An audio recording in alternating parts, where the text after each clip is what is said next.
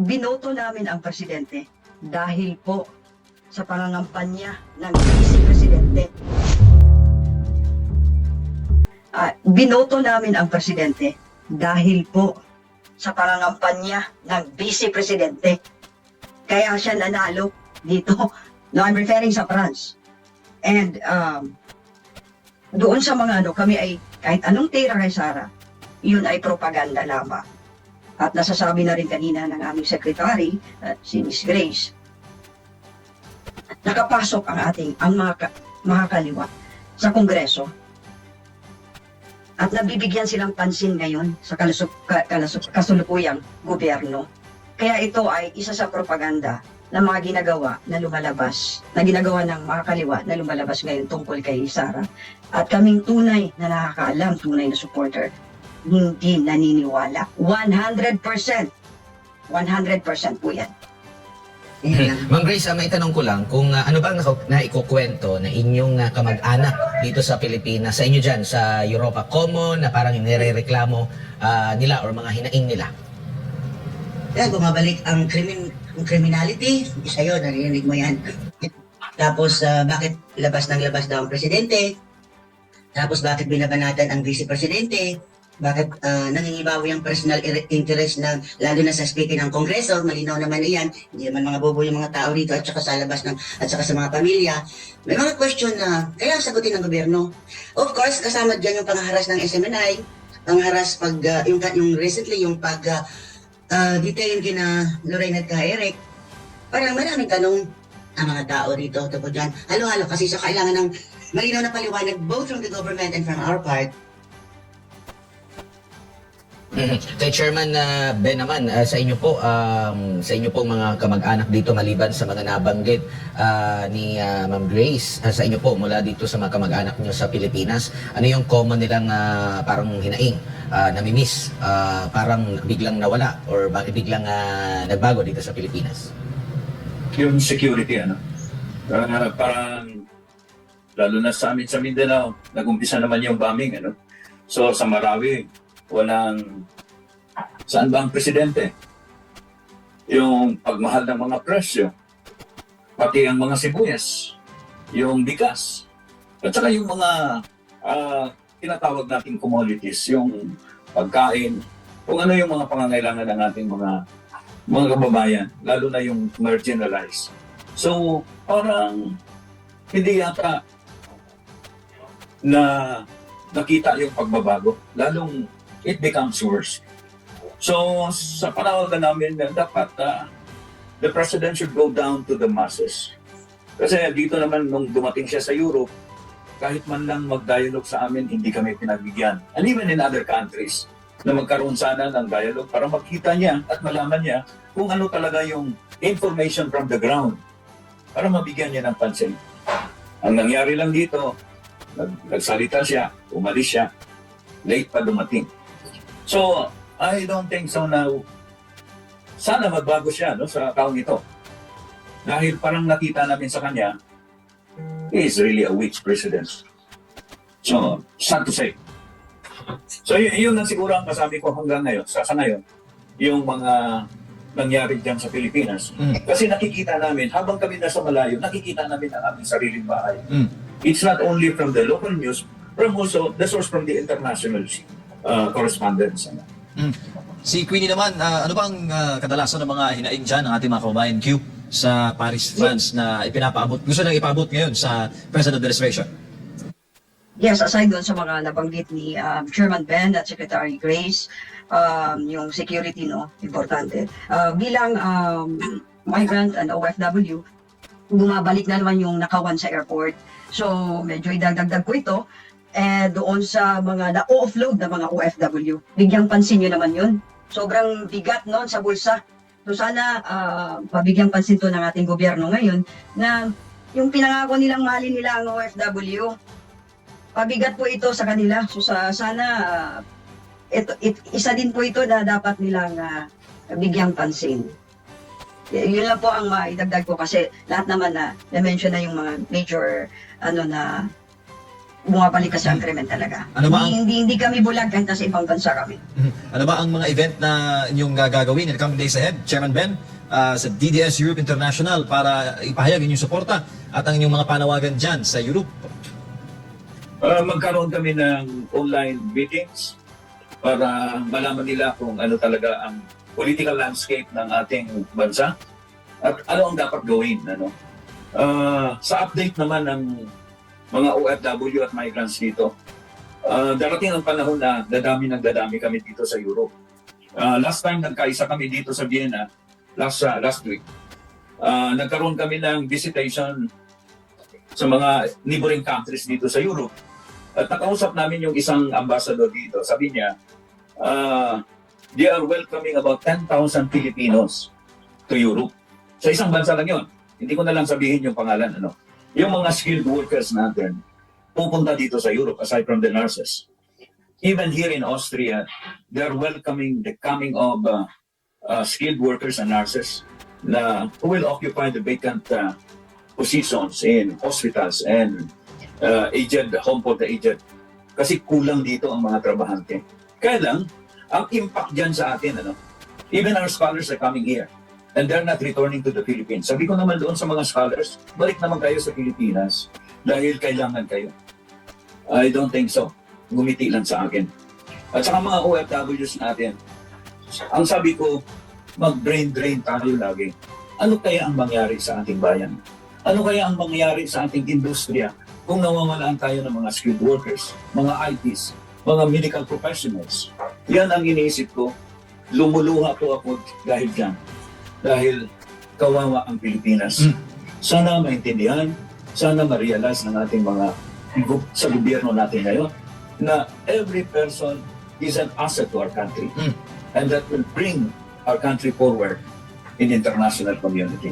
Yan po ang mensahe ko sa akin. Thank you, Chairman. Balikan ko lang si Ma'am Grace. Ma'am, marami nakapuna ngayon na mas nabibigyan raw ng boses ang legal fronts ng CPP-NPA sa mababang kapulungan. Ano bang sasabi mo dyan, ma'am, sa issue na yan? Yung tinatawag, if you give them a finger, they will eat the whole hand. Nabigyan sila ng pagkakataon sa Kongreso mismo. That's one. At hindi naman sila iinto sa mga legal organization.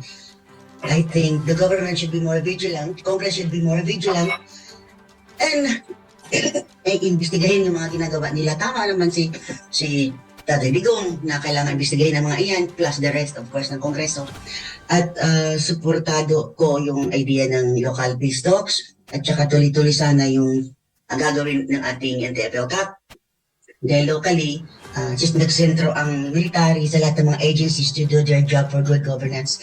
Natural, kung hindi pa tama, hindi pa consistent yung ating local government sa good governance, may puwang ang mga nasa kaliwa to entertain or to enter, may entrance sila kapag hindi pa rin ganap yung ating good governance. Unfortunately, it's not yet, parang matagal pa tayo. But it is good to note na marami na rin mga local governments that are doing their job. Kasi the more you think, the more you talk about the negative things, the more na meron silang ammunition for their propaganda. So, on one hand, kahit tama yung ginagawa ng SMNI na to grigsain ang mga ginagawa at pag-uudyok ng makakaliwa, maganda rin actually ang ginagawa na i-promote yung mga nagagawa sa local government. At I appreciate so much yung ginagawa ng laban ng bayan na pinapakita yung mga mukha ng mga military officers sa local government. They're doing good, but they're not yet there. So, bantayan natin lang sila. At mag-ingat sa ating mga sinasabi kasi the more we say negative things, the more na meron silang chance to use it para manipulate nila tayo para mabigyan sila ng chance to say something. Kaya sa akin lang, kailangan natin ng balanse ba? Samantalang meron tayong mga comments sa gobyerno, tingnan din natin yung mga magagandang nagawa ng government. Ang ginagawa ni BP, pag sa education, at saka yung iba pa mga ayan dyan, maayos naman ang mga trabaho. Kung minsan na nakita ng mga tao, kasi yung mga incidents, mga maliit na bagay, we forget the big picture ba? Kahit naman may comment ako sa president, pero tingnan mo ang kanyang vision, it resonates with the vision of overseas Filipinos. Vision and policies. Iba, ginagawa nila, I don't know. kasi wala naman kami diyan. Pero sana hindi natin makalimutan yung big picture. Hindi pwede na comment lang tayo ng comment without looking at the big picture. At nasaan ba nailagay yung mga negative na nagawa ng gobyerno. Anyway, edit account is good. Sana matuloy. Lucas peace talk is good. Sana matuloy. At sana wala ng peace talks with the people in the Netherlands. Hindi naman kailangan yun. Ma'am Grace, sabi ni VP Inday, nako, pinuna niya yung exploratory talks, a deal with the devil daw, sabi niya. Paano bang masasabi mo doon yung napirmahan sa Norway? It's true. I do not agree. Kung pa naman, nung nag-start I do not agree with the peace talk dito. We should learn our lessons na it does not work. Gagamitin lang nila yan sa kanilang propaganda. Bigyan mo sila ng legitimacy para i-promote yung kanilang what they sell. Bakit ka makipag-usap sa mga tao na gustong ibagsak ang gobyerno? Hindi ba? Are we stupid? Have we not learned from history? Tapos, bakit hindi ko na-consult ang mga dating mga kadre na bakit hindi ka nakausap ng ibang mga tao? Bakit ilang tao mag-desisyon ito? Bakit hindi kasama ang civil society? What's wrong with our government? Kung sa kanila, ang lesson kasi, it's hard. Sobrang na kasi ba? At saka yung local peace talks works. Ang local governance, it's working. It's getting there. Tsaka alam naman natin na hindi ganun kadali. So, why peace talk? Ma'am, Ulit. bago po ipasa ang bola kay Q dyan sa Paris, France, nandyan po kayo ma'am nung nasawi ang leader po ng CPP-NPA na si Joma Sisan. Ano ba po ang pagbabago sa pamumuhay ng ating mga kababayan dyan sa the Netherlands matapos po ang pagkasawi ng ulo po ng insurgency problem ng Pilipinas?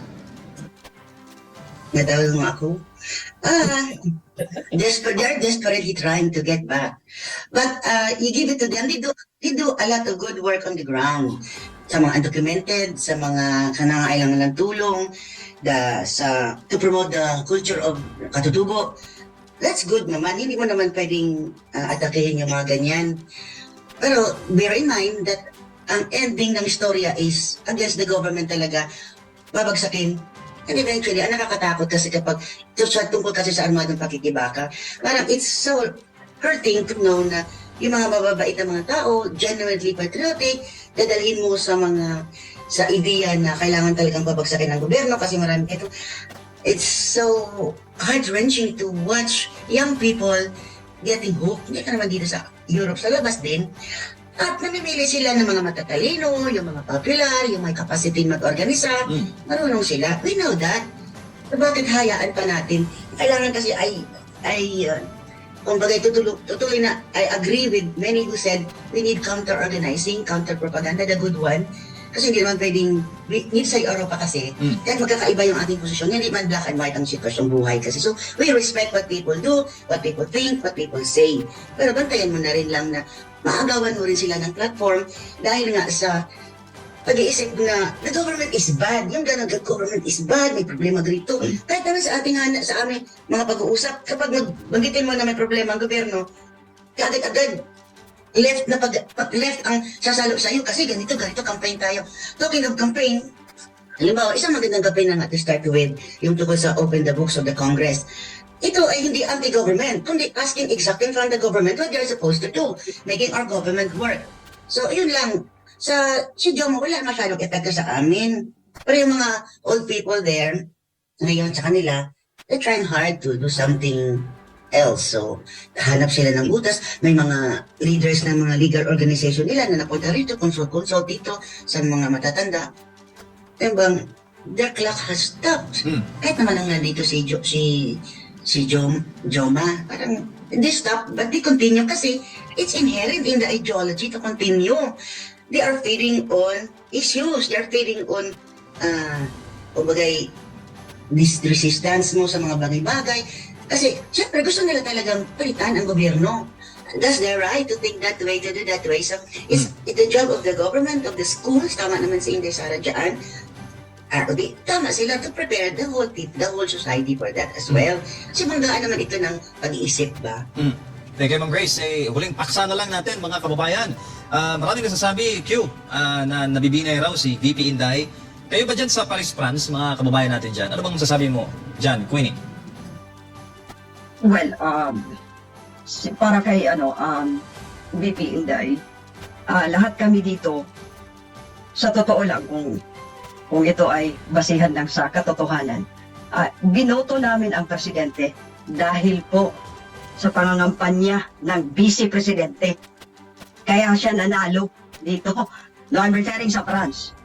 And doon sa mga kami ay kahit anong tira kay Sara, yun ay propaganda lamang. At nasasabi na rin kanina ng aming secretary, si Miss Grace, nakapasok ang mga kaliwa sa Kongreso. At nabibigyan silang pansin ngayon sa kasalukuyang gobyerno. Kaya ito ay isa sa propaganda ng mga ginagawa na lumalabas, na ginagawa ng mga kaliwa na lumalabas ngayon tungkol kay Sara. At kaming tunay na nakakaalam, tunay na supporter, hindi naniniwala. 100%. 100% po yan.